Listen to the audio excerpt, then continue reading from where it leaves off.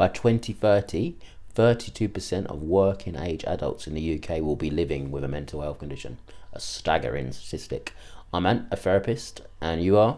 Shelly, also a therapist.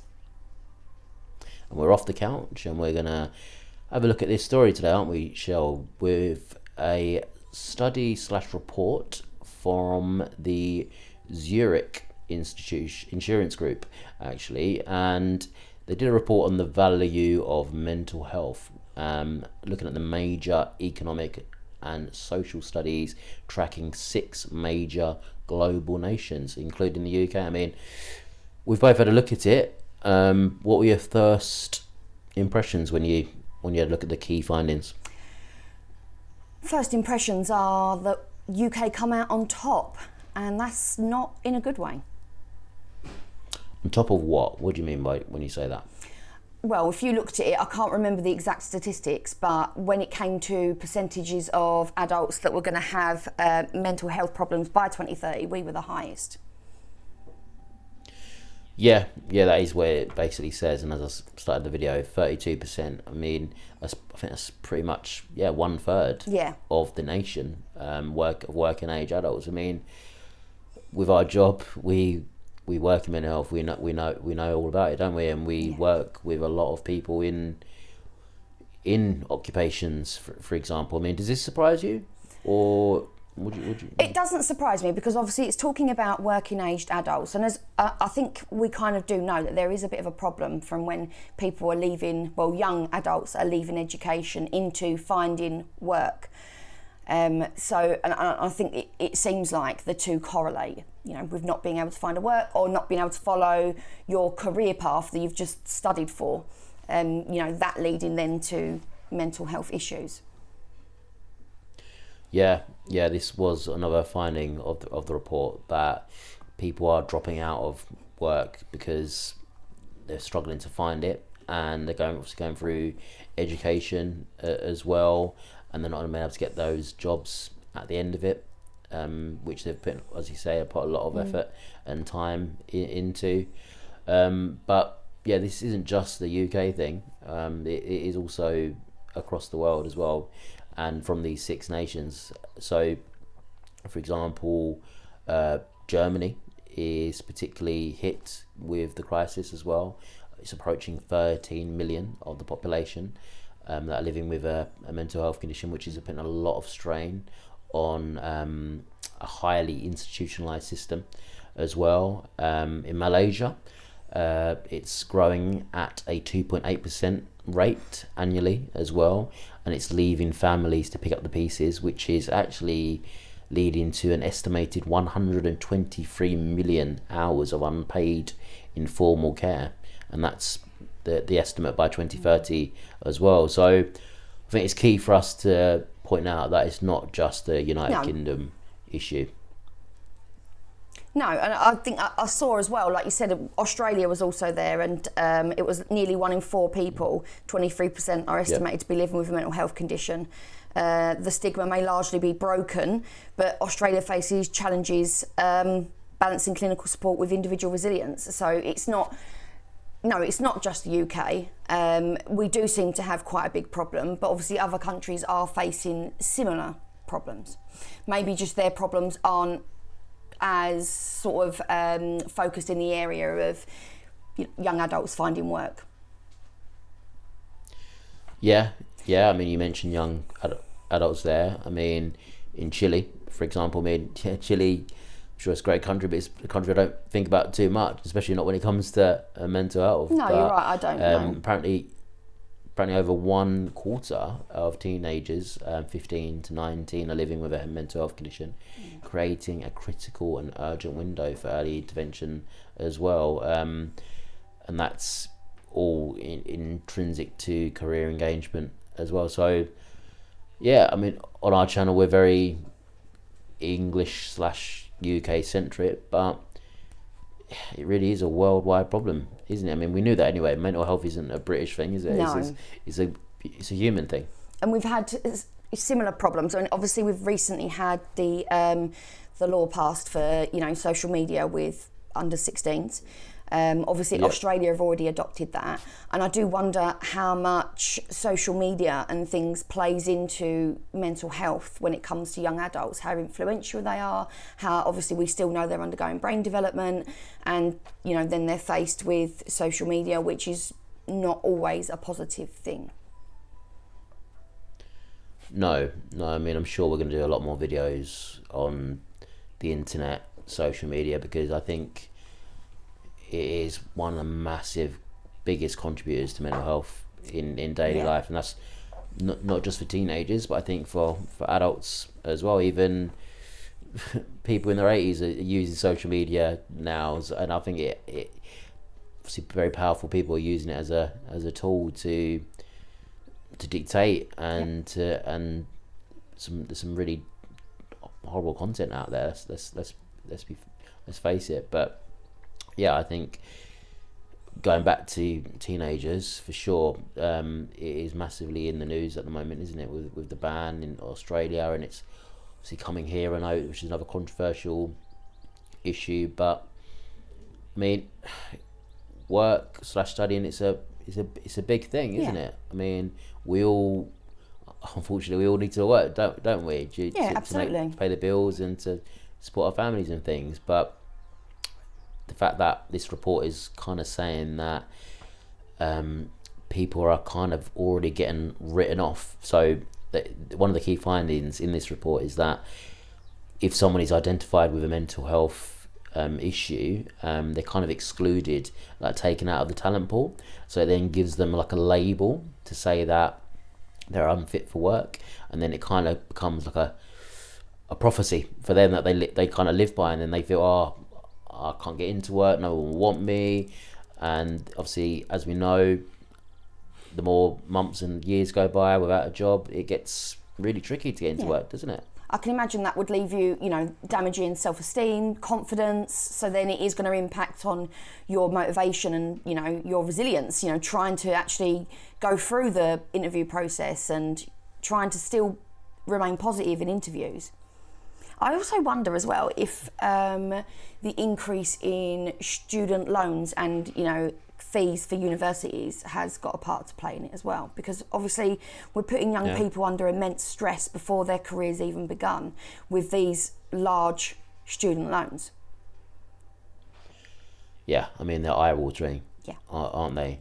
Really, really eye-watering. And every time I look at mine, I think, ooh, that's pretty grim.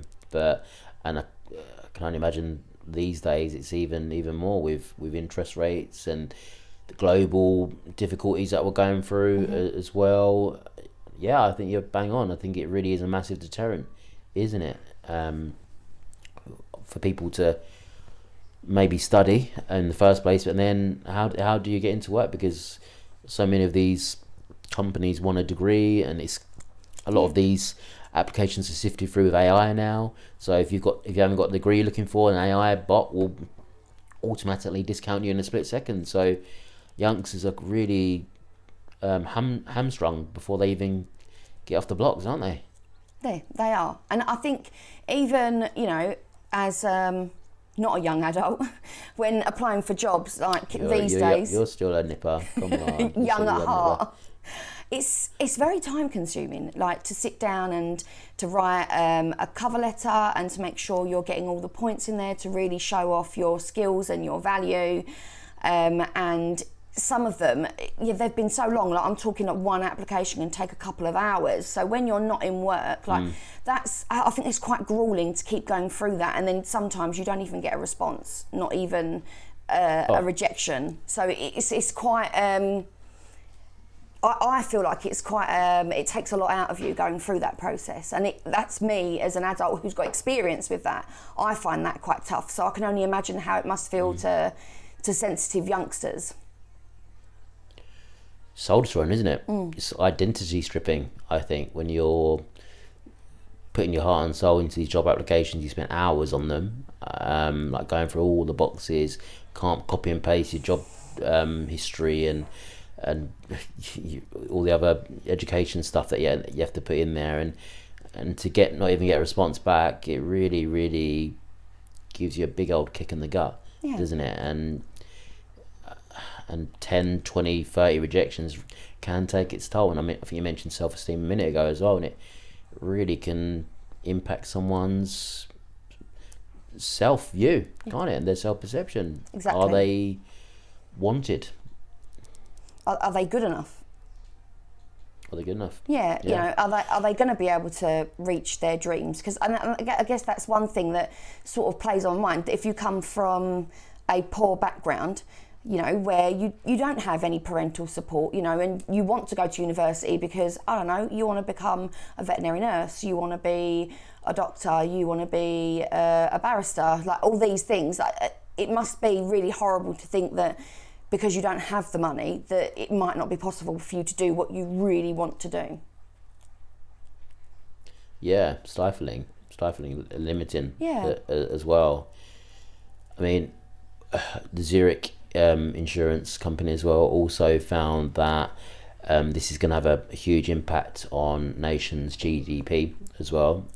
So apparently it could impact up to 5% of total GDP as well, which 5% is a huge number, which will really have a long-lasting impact.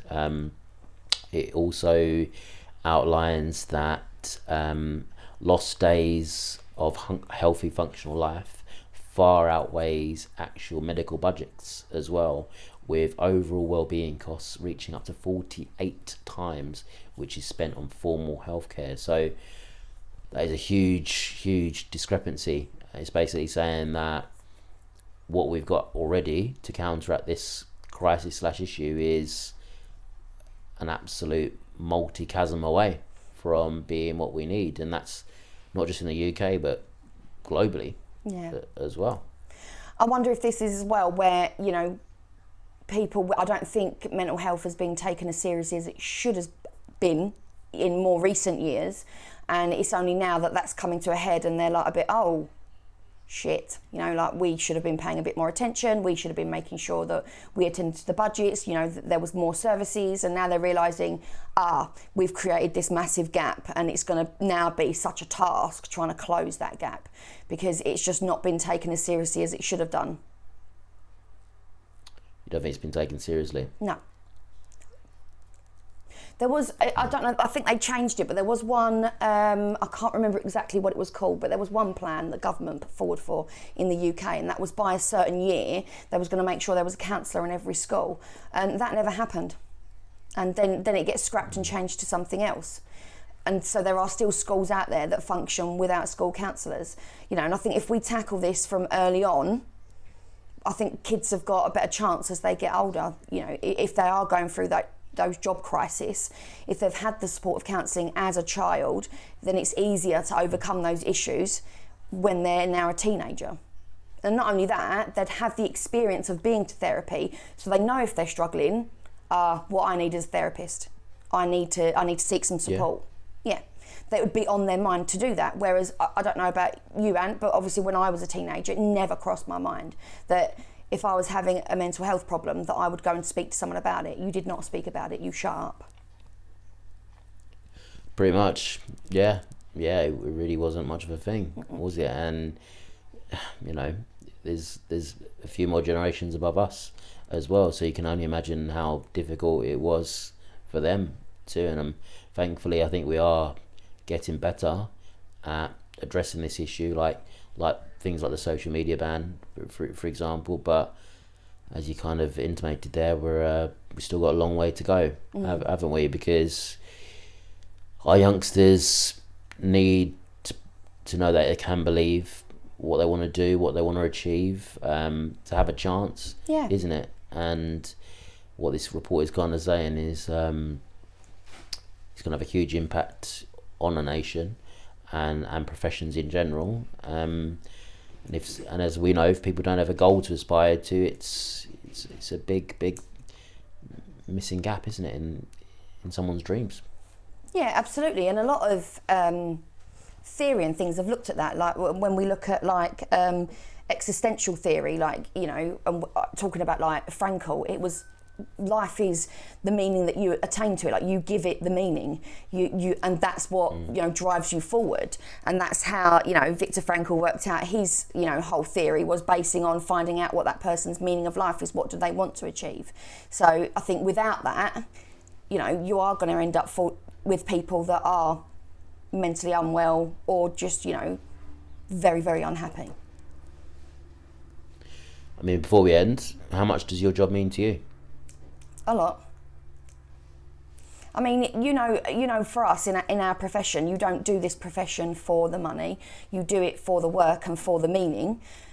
So yeah, it means a lot. I need to be doing meaningful work, which I think that makes it harder when looking for jobs as well, because if I don't feel like working for someone meets my ethical values, then it's not going to work. So I think there is a real importance there, but I think it is just frustrating when you want to do the work, but there's not that many opportunities out there for you. Yeah, I would agree with that. Definitely. I think I would struggle to do a job if it didn't align with my moral code or beliefs. And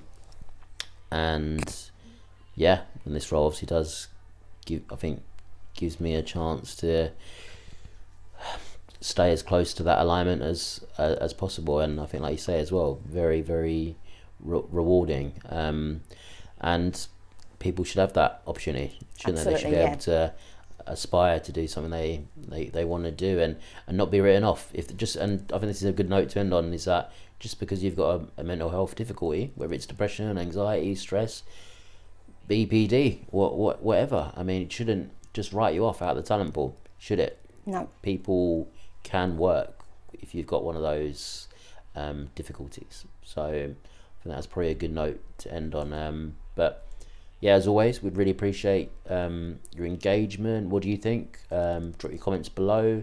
Please like, share and subscribe as well. We'd really appreciate that. And we'll see you next time, won't we, Shel? We will. Thanks for watching.